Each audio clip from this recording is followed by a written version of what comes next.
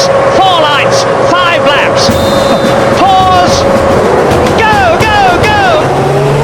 And Senna sprints away, but Alain Prost takes the lead. It's happened. Alain Prost has taken the advantage. Senna is trying to go through on the inside, and it's happened immediately. This is amazing. Senna goes off in the first corner. But what has happened to Prost?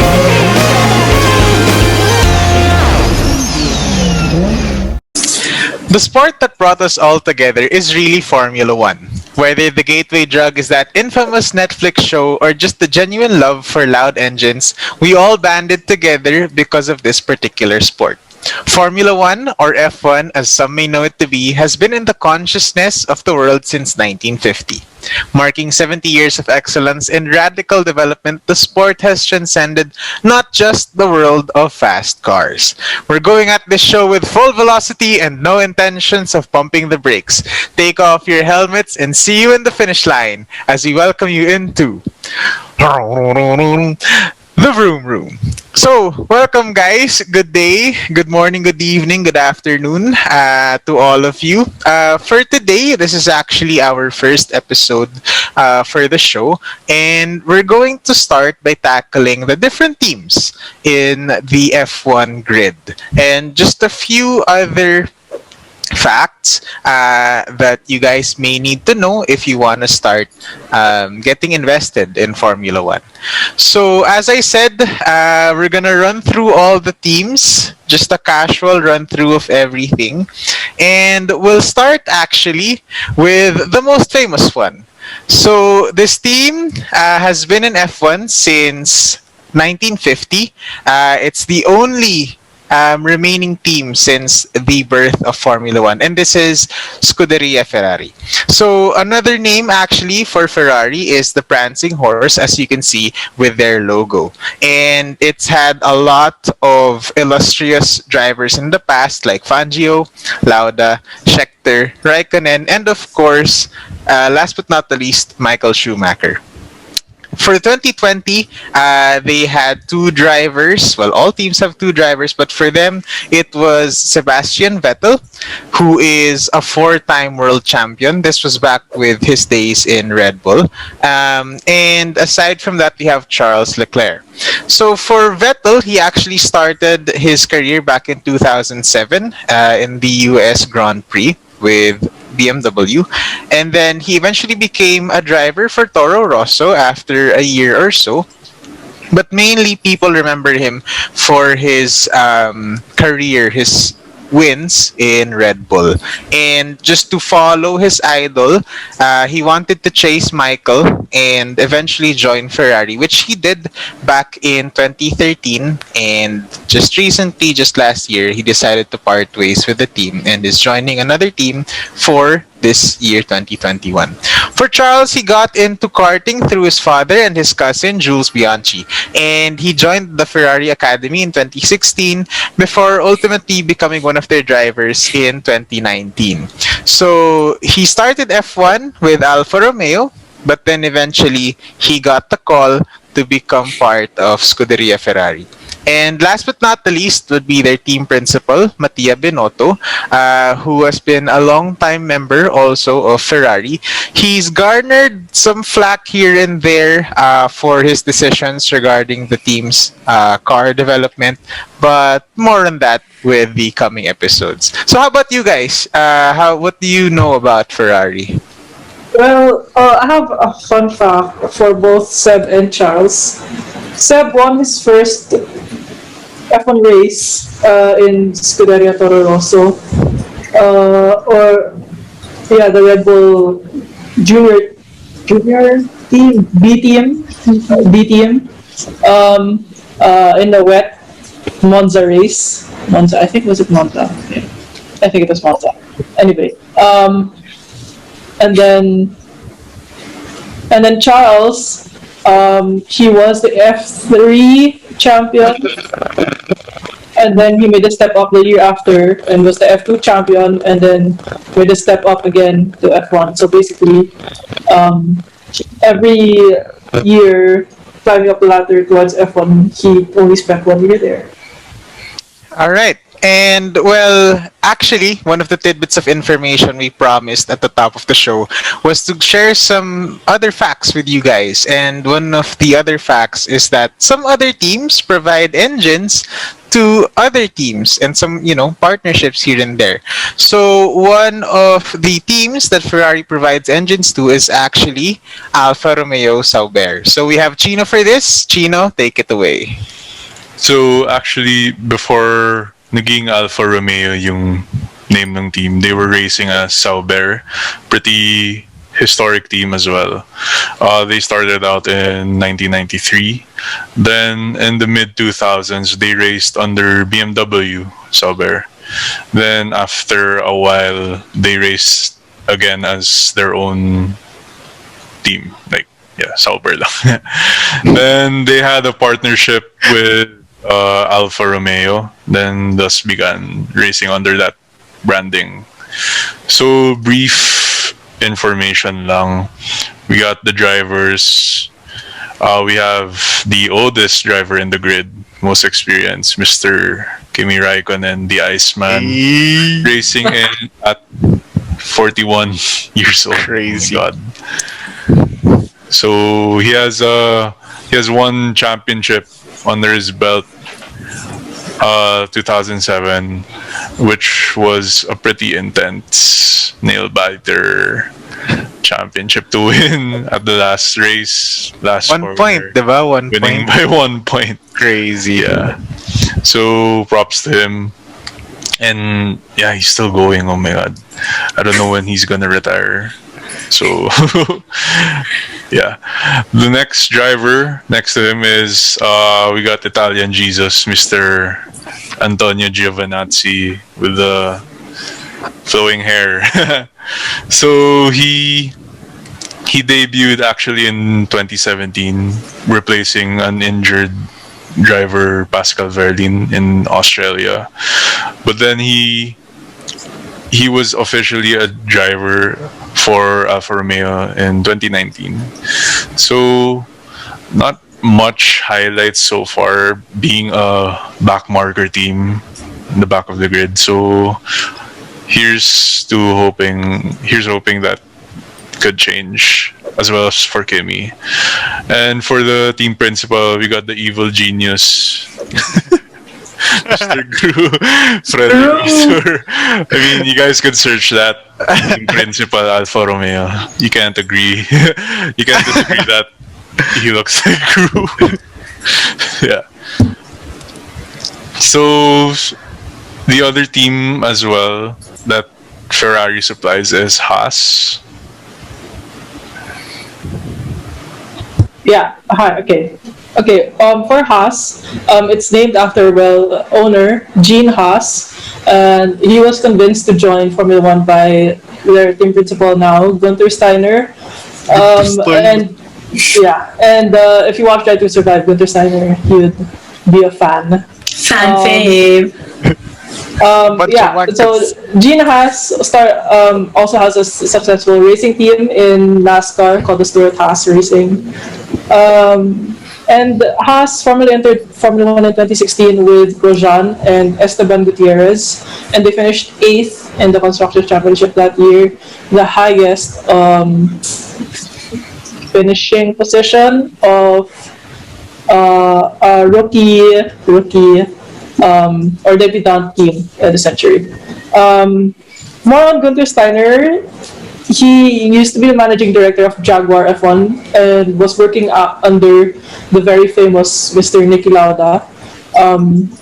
Then when Red Bull bought Jaguar, he was invited to be a technical operations director.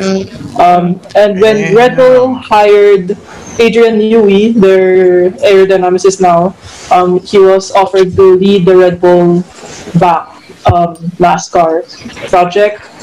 And yeah, now he is the team principal of Haas. Their drivers, Magnussen, first raced in McLaren in 2014 and scored a podium in Australia, the very first race, and got third place. He went to Renault in 2016, but he wasn't renewed. If you watch Drive to Survive, there was a whole segment about him and Hulkenberg. Sad. And then he Sad. joined Haas in 2017, and he's there until 2020.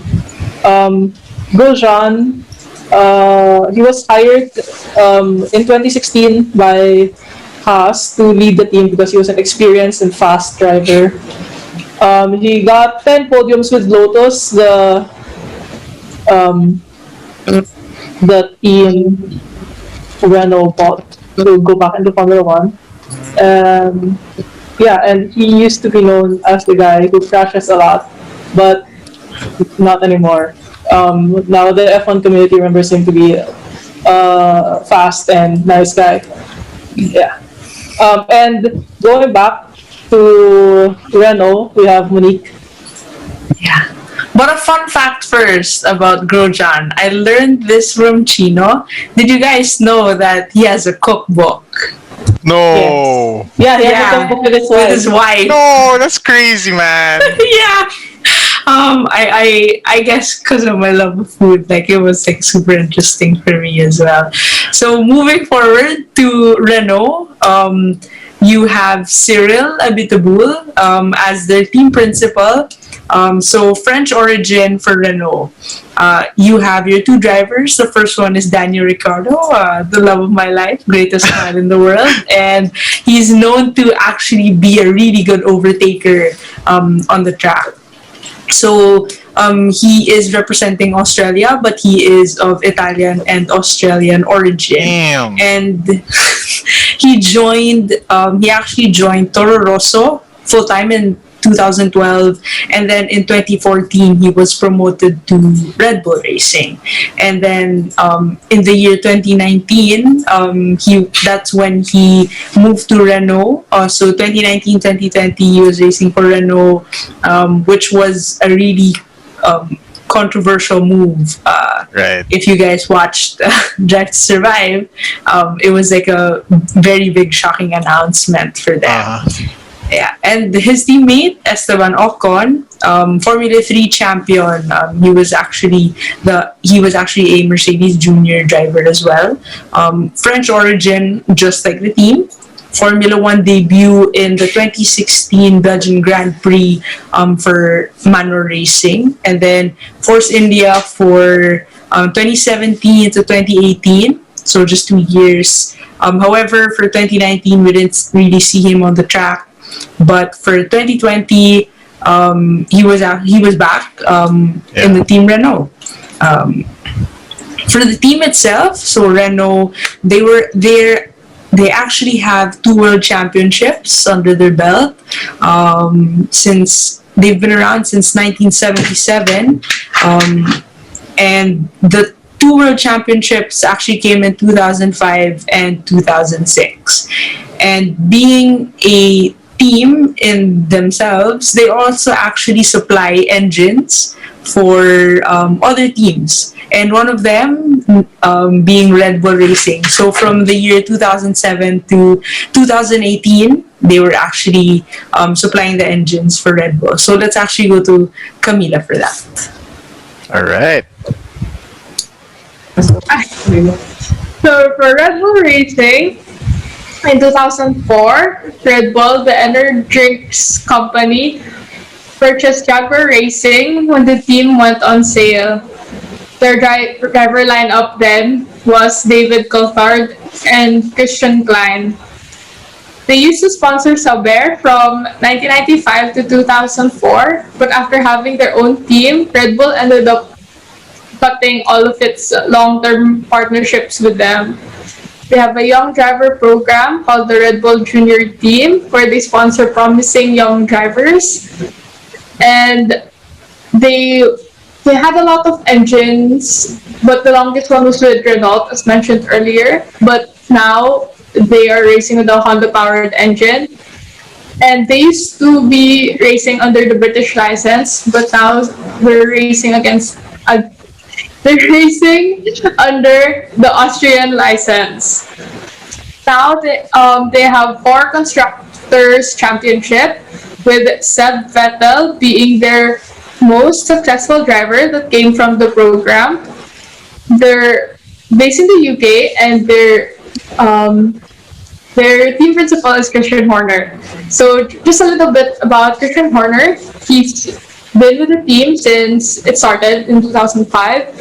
His motorsport career started as a racing car driver before he switched roles to become head of International Formula 3000 team Arden International Motorsport in 1999. So for their two drivers in 2020, first is Max Verstappen, racing under the Dutch flag, joined the Red Bull Junior team in 2014. At 17 years, he became the youngest driver to compete in Formula One. He also became the youngest driver to score World Championship points after finishing 7th in the Malaysian GP.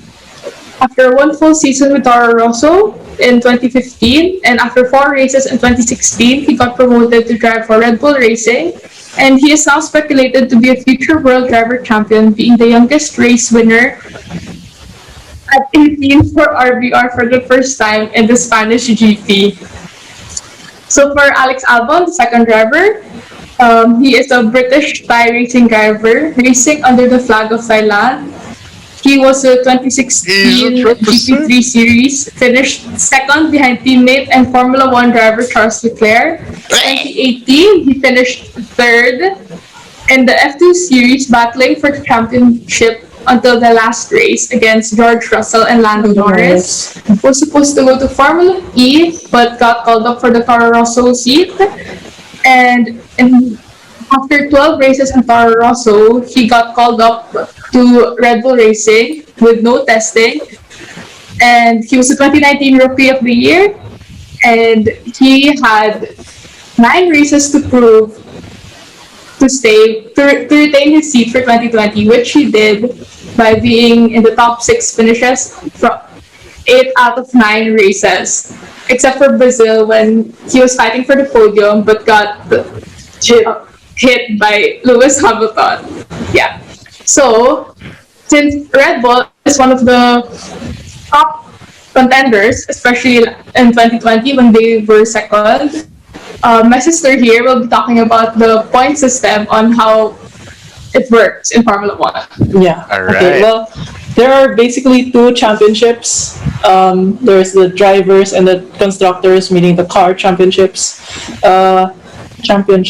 Yeah. And then each race is scored the same. So if you score the first place, you get 25 points. Second, 18. Third, 15. And yeah, and you cars and drivers can score points until the 10th place. So it's like 25, 18, 15, 12, 10, 8, 6, 4, 2, 1.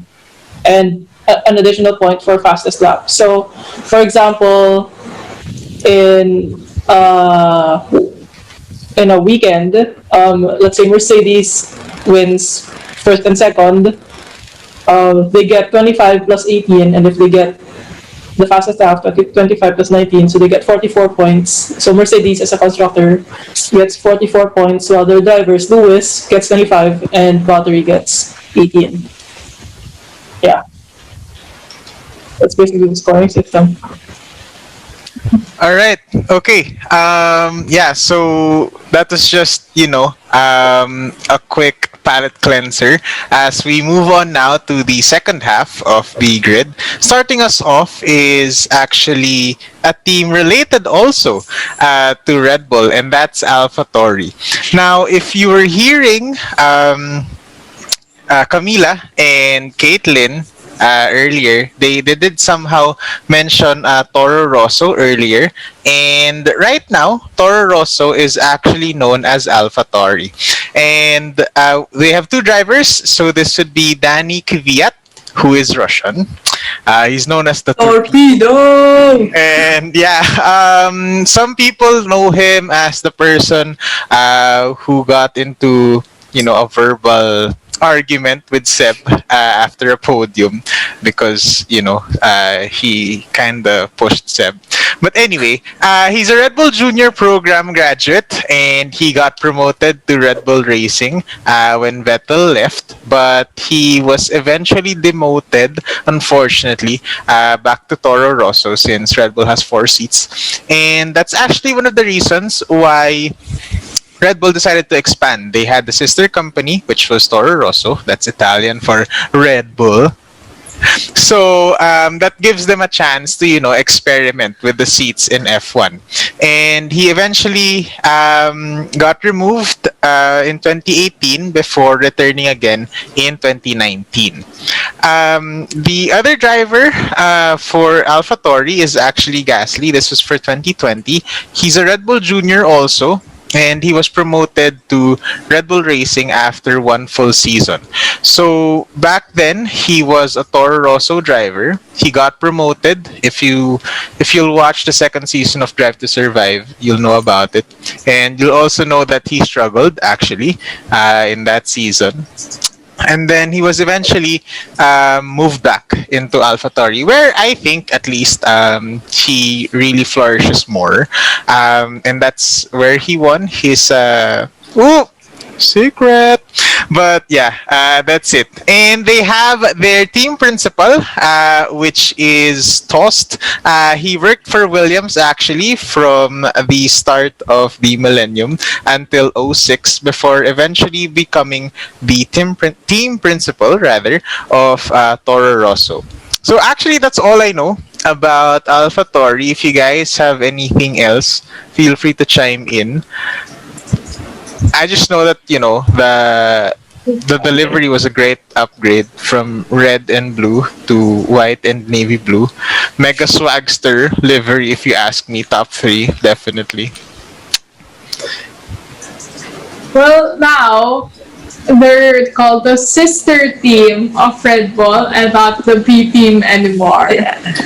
Yeah. Ever since they rebranded from Toro Rosso to AlphaTauri, and a fun fact, AlphaTauri is Red Bull's fashion brand. Yeah. Bang! Yeah, I forgot to mention that. Yeah, so they decided to do the rebrand actually because Red Bull wanted to promote the in-house fashion brand of the company, which was AlphaTauri. So, having an F1 team that actually has that name will really provide a lot of publicity for that brand, which we see a lot of brands. You look at the shirts of my colleagues right here in this call, there are several brands with the shirts and jackets that they have. And yeah, one of the teams that has a storied brand in F1 is definitely McLaren. So for this one, we have the man in papaya, Chino. Going back to you for McLaren. Di ko sinasadya to. Nilapigan talaga ako. So, we got the UK-based constructor, McLaren. The second oldest constructor, next to Ferrari as well. So they started out in 1966. Pretty old. Yeah. Founded by Mr. Bruce McLaren. So, they're a pretty legendary constructor, having different drivers champions like Niki Lauda, Alan Prost, Ayrton Senna, Lewis Hamilton as well, to name a few. Then right now, in 2020, they housed Mr. Lando Norris, F2 runner-up to George Russell. Sad. Yeah. So he debuted in 2018 and considered the future, one of the future of F1, and most probably and possibly a contender for a championship soon. Definitely, for sure. And he's really good even at age 21. Oh my god. Makes you feel old, Gino. Oh my god, I'm so old. He's really young. Holy. Yeah, he is. Okay. Next to him is Mr. Carlos Sainz, the son of a famous rally driver. Yeah. Carlos Sainz Two-time Senior. World Rally champion. God damn. Yeah, Carlos Sainz, the Spanish spicy, Smooth operator. yeah, smooth operator. So, The operator. so he started out in Formula One in Toro Rosso, actually. Then he moved mid-season to Renault in 2017. Yeah. Then afterwards, in 2019, he moved to McLaren, having a fresh start, a fresh clean slate. And he's actually proven himself to be a very capable and consistent driver. And thus having, spoiler alert, Ferrari contacting him to be their driver for next season. So, yeah, with those two, I have a McLaren fun fact about Carlos and why he moved to Renault mid-season from Toro Rosso is because if you watch Drive to Survive, you would know that Red Bull and Renault don't exactly have the best relationship on the grid. And so for Red Bull to finally get rid of those Renault engines that they've been complaining about, they kind of traded signs to Renault so that they could get out of the engine contract. Oh, mega wild. Yeah. They used him as a Going back to the pawn. beef na. Ang dami nilang beef talaga. F1 is full of drama. Yeah. And leading the team, we got Andrea Seidel as their team principal. He was the former team principal of Porsche Le Mans program. Ooh, So then he moved to F1 and fancy. McLaren. So pretty good direction from team moving on up after a very tumultuous start to the 2010s. And speaking of like a very tumultuous whatever, I don't know how to transition this. Okay, we got we got one of the sorry, we got one of the rivals of McLaren currently. We got Racing Point. Okay, RP. so yeah, Racing Point. Well, Racing Point has a seriously. I keep on saying this. Watch Drive to Survive, season 3 coming March 19. I'm so excited. Oh yeah. But yeah, basically, if you watch the first season of Drive to Survive, you would like know about their financial issues, and they used to be. So okay, first they were Jordan team, and then they became Spiker, and then Spiker sold the team to VJ Malia, who named it Force India, and then in 2018, Force India went into administration, aka do not bankrupt. Thanks. And Lawrence Stroll, the driver, Lance Stroll, led a consortium of investors to rescue the team, basically. But a little like nerdy fun fact. They didn't buy the racing license, so technically Jordan team as like the entity, the racing license entity is gone because they had to make a whole new racing license for Racing Point. Yeah, and they were supposed to be not allowed to keep Racing points for the first half of the season, but the other constructors agreed to let them keep the points.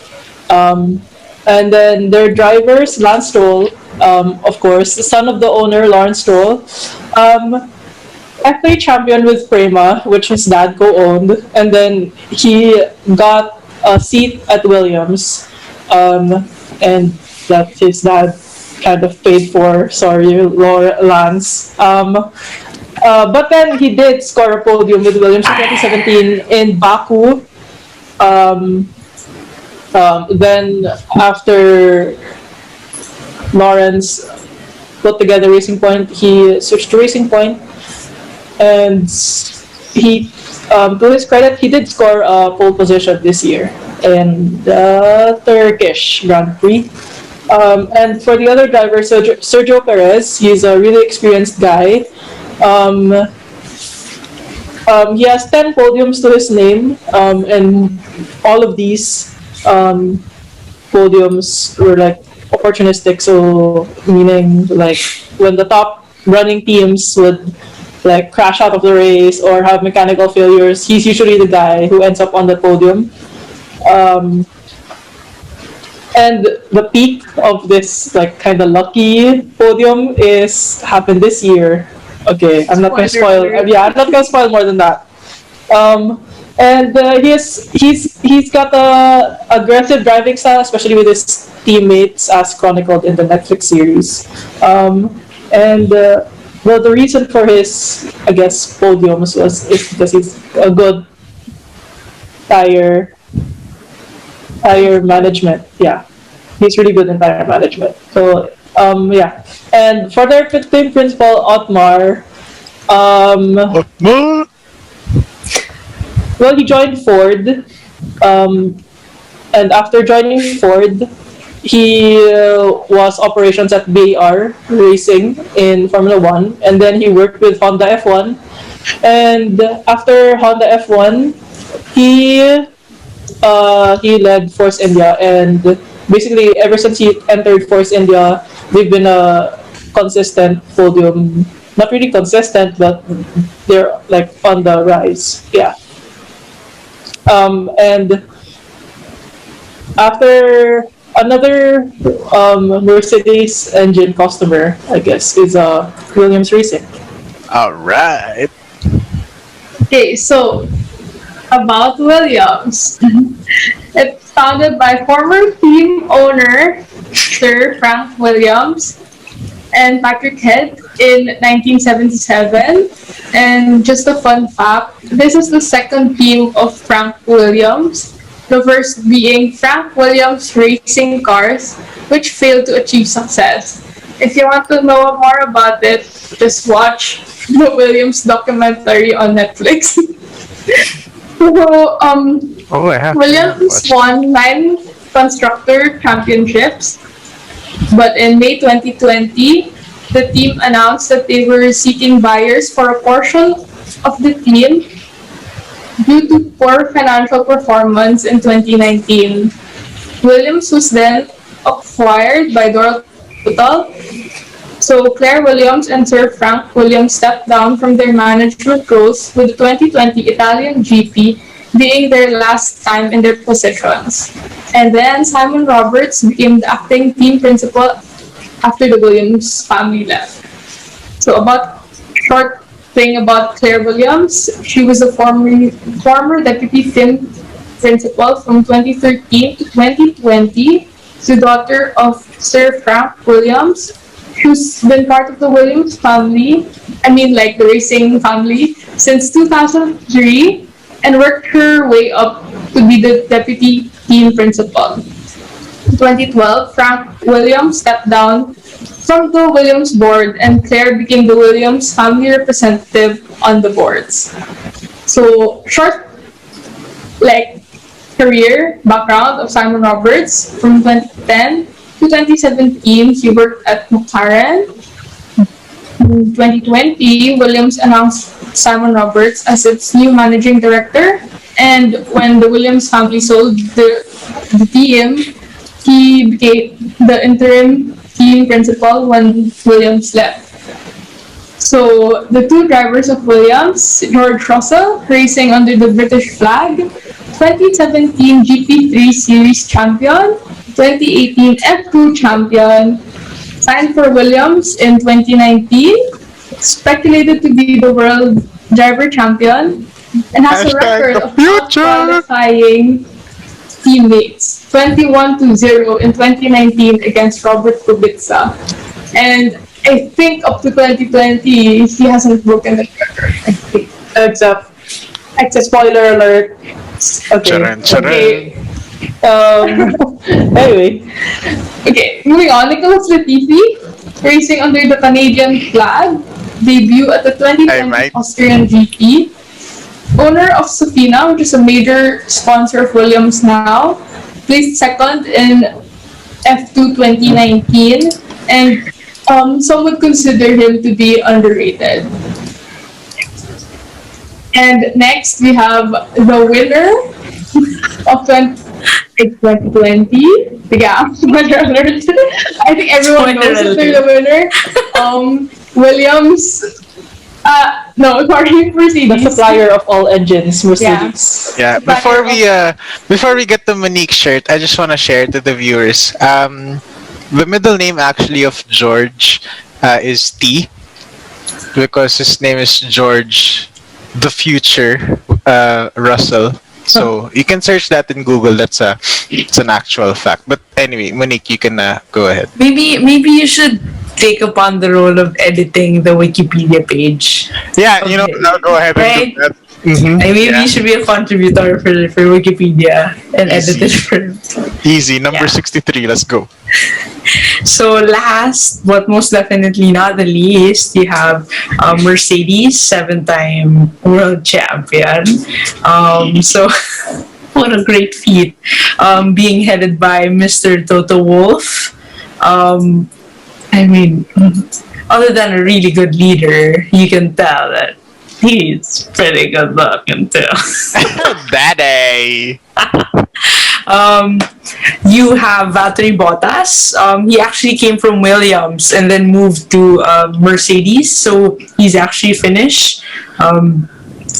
He was in Williams from 2013 until 2016, and then he moved to Mercedes for the following season. So he's actually won 9 times, and then he has 56 podiums. Not a lot. Not a But lot. respectable, like, it's still a big feat. Yeah. And then of course we have Sir Lewis Hamilton. That's the way to say his name. There's no L's around here, man. Let's go. So he also has 7 world championship titles. He's actually presently tied with Mr. Michael Schumacher. He's called Sir Lewis Hamilton because he was actually recently knighted. So he's a British racing driver. And not just that, but he's also known to be an activist.